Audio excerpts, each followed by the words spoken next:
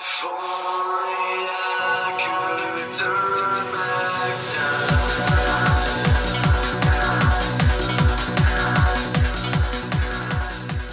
Hello, it's CraZyKis. I'm back. I've been a little MIA because I found this awesome server I've been on called Extinction Wars. It's unofficial and it is PvP, but it's a PvEP, PvEVP or PvPvE, one of those. Anyways, y'all get my drift. Well, yeah, so I found like this super rad server I've been on, and I'm shopkeeper, so this is my place. I've been working really hard on it and all that, but today we're going to be doing a creature guide. Not going to show you too much of the shop. Maybe I'll save that for another video if anyone's interested, but yeah, today we're going to be doing the Enforcer.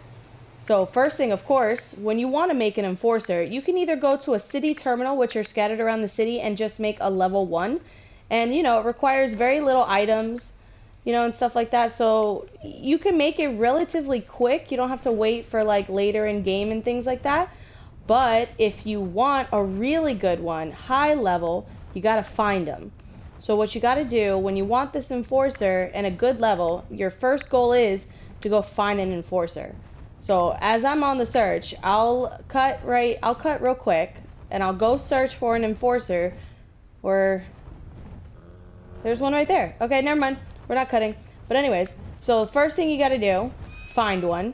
And of course level matters, because whatever level it is, that's the blueprint you're gonna get. I already have a good level blueprint that I've already found, so I'm only doing this so I can show you. So see, when you kill them, if I can get around him, they drop blueprints, and that's what you're gonna use to make them. So this was a level 70. If we grab this, if we grab this blueprint, and don't mind my inventory, it's very messy, and we go all the way to the bottom here, it says level 70, because that's the level of the Enforcer we killed. Now, it's pretty difficult to make the higher level ones. As you can see, when you harvest them, you get scrap, electronics, and element dust. You're going to need all of that pretty much, and the oil. So now that we have the blueprint, even though that's not the one I'm going to make, I just wanted to show you guys how that works. We're going to go back to my lovely base or shop, and I'm going to go to our tech replicator, which is what you're going to need to make these. You're definitely going to need a tech replicator, because if you want to do a higher leveled one, the amount of resources it takes, there's not enough slots. As you can see, I'm going to go in my tech replicator here. You could probably also make them, I believe, in the cave drops or something like that. But I have a tech replicator, so I'm going to use it. You're going to need a whole bunch of slots. This is all just to make our Enforcer. I mean, some of it's not. But most of this is just to make our Enforcer. And as you can see right here, I have already a level 287 on this server. Just so you guys aren't really confused, on this server, our highest wild is 300. So that's why this Enforcer is like super expensive to make, and it's a very high level. So for this, it said we needed 3,823 crystal, 38,000 element dust, 4,500 of metal, the ingots, of course, you got to melt them, the oil 1,529, and polymer 2,290. Now, to get crystal, you can either get it from crystals, lamppost, the tech tables, tech benches, or you can get them from the Enforcers when you kill them. The element dust, same thing. You can get it from lampposts, table, benches. There's specific table and benches. You have to find them. They're only in certain places. Or the Enforcers themselves also drop element dust, but not as much. If you want the most element dust out of what you're doing, you're definitely going to want to use a Dodicarus. And you're going to take them to either the tables, the benches, or the lampposts, and that's how you're going to get the amount of element dust you need. Now on top of that, we got metal. Y'all know how to do that. Anki, go up to some metal nodes, smack it around, go smelt it, you get ingots. Oil, you can either get them from oil rocks out in the wastelands, which are kind of difficult to spot, but they're there. You can also get them from dung beetles, which are found in the city. I'm sure you can find them elsewhere, but that's where I've seen them.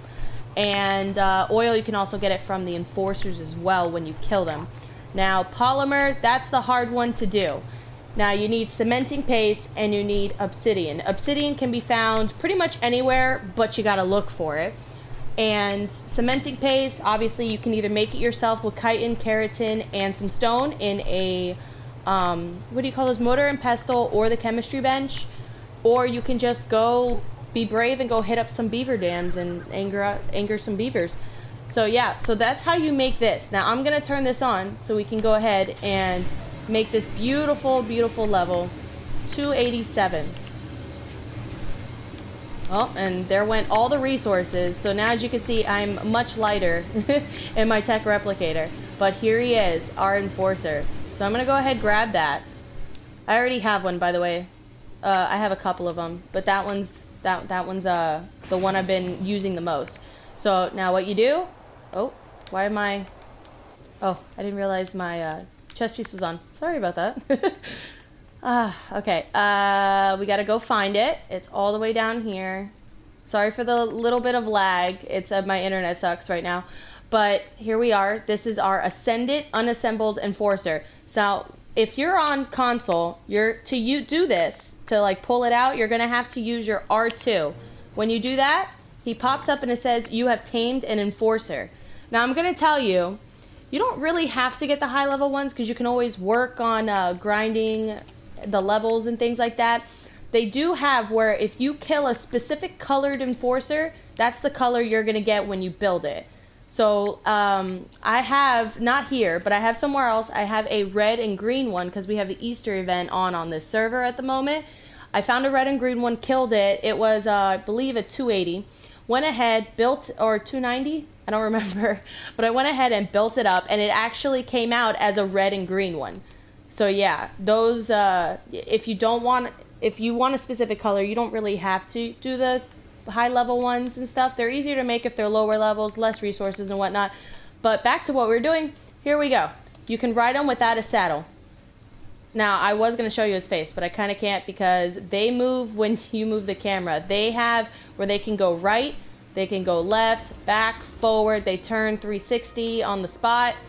They are pretty decent when it comes to maneuvering around. Now I'm going to show you its face. It's kind of hard because I have the dino leash on and it's kind of in front of him. Let's get over here. He's kind of heavy because I need to level up his weight because I have a lot in my inventory. So I'll go do that now so you guys can really appreciate their speed and whatnot.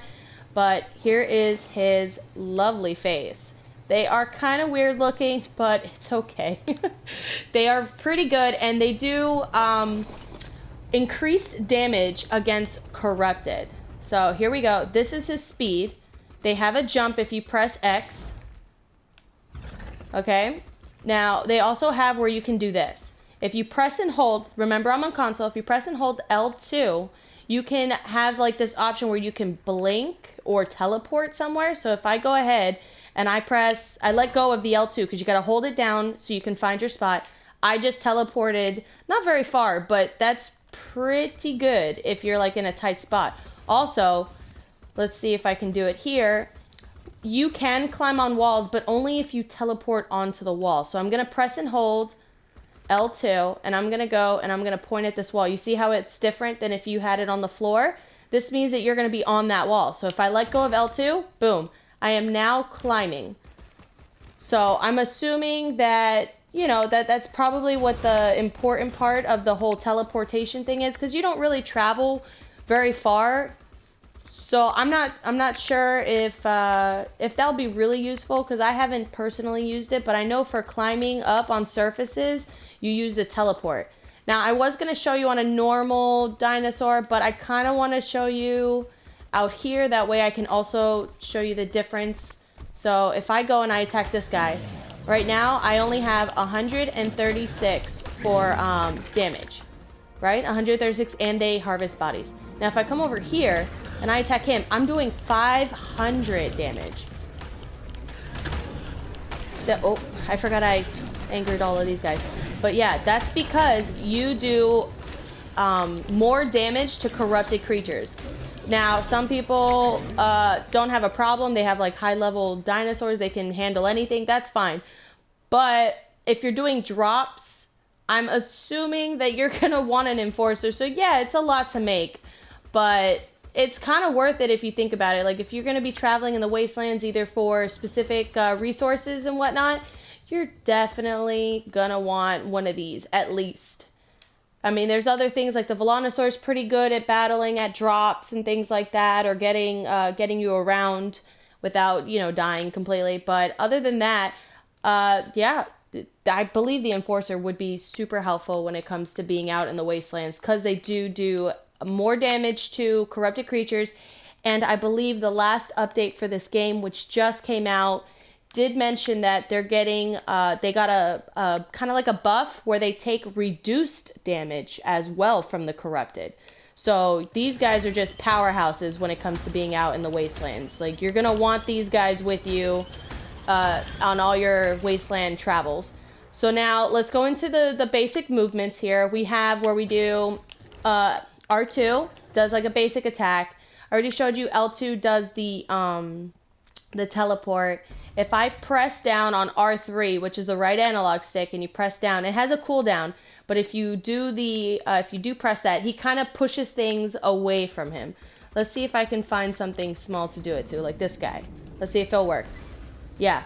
So you have, like, if you're in a tight spot with a whole bunch of baby dinos or smaller dinos everywhere, you're definitely going to want to use that R3, and it kind of pushes them out the way, gives you a chance to either breathe, so you take a small break, or you can get out of there maybe with the teleport. They also have the jump, which is X, and that's pretty much it. I mean, they're pretty simple, but they're also pretty useful, especially like if you're, you know, you want to get up a mountain. Just teleport onto the side of the mountain and you can climb it. Look at the colors. These are awesome. But yeah, so like I'm going to go right here and I'm going to show it off again. And I might be able to climb this rock, but I'm just going to do this. And it doesn't count as a climbing surface because I can do it. But look, boom. I can climb on the edge of it now. And they have a pretty good climbing ability. Because, I mean, they can go into, like, the weird crevices, which is super useful. Uh-oh. Rex. We might want to avoid that. Just because I just made this guy. I haven't leveled up any points into health, anything. And, like I said, on this server, it's a really awesome server. Like, I've been having so much fun that I've honestly just abandoned doing videos. But I was like, I should get back into it. So here I am. But on this awesome server, there is... max level is 300 for wild dinos. So you can only imagine how crazy it can get out there in the wastelands. But yeah, this guy is super useful, super helpful. I personally feel like he should be a part of everyone's little dino pack when you're going out and about in the wastelands for sure. At least one. But yeah, they do cost quite a bit of resources. So the whole grinding out part might be a little much. So these guys do require element dust for pretty much everything. For them to do the teleport, for them to heal up when they're hurt, for them to regen stam. So not only do you need a lot of element dust to make them in the first place, but you also need a whole bunch of element dust just to get them to go about. But it is pretty simple. Like I said, if you just have a Dodic, you can go ahead and just get as much element dust as possible because they are very good. Very, very good at collecting it, so you should not have a problem. Doedicurus, by the way, can be found in the desert biome, so if you do need a Doedicurus and you don't already have one, but you want to get one of these guys, you just don't know how to get a whole bunch of element dust at once, Doedicurus. They are going to be your best friend when it comes to collecting all of that element dust. So with that, guys, we are going to call it a day. I do want to thank you for watching this video. I do want to say go ahead, like, subscribe, and go ahead and hit that little bell icon so you can get notifications if you have any tips, criticisms, or anything I missed, or things you want to request for another video. Go ahead, throw all of that information in the comments. If you are on PS4 and you are interested in joining this server, we are looking for new players. It is a fairly new server, so it is a little empty, but we're trying to get as much as possible. I'll try to leave a decent description on how to find it and all that in the description of this video itself. So if you are interested, go ahead and check that out. Now with that, I will have to say goodbye. You guys have been wonderful and stay crazy.